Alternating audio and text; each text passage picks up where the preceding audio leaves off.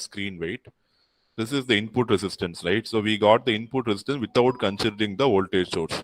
So if you consider the voltage source, how the input resistance value will change?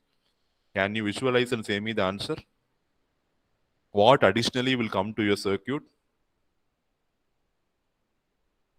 I am including this RS also. So what will additionally be added to your answer? RI. So additionally, what you will get? You will have one more component plus RS. Clear? Because when you consider the input side, RS, HIE and this resistance are all in series. So RS plus HIE plus 1 plus HFE into RE will be your input resistance.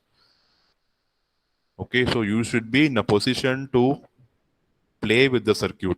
So you should be in a position, if some component is removed, if some component is added, you should be able to say what is the input resistance changing, how is the output resistance is going to vary. You should be able to be in a position to explain that very, very clearly. Okay. So any doubt in the common emitter amplifier with emitter resistor analysis? We have found the same 4 parameters as usual: voltage gain, current gain, input resistance and output resistance.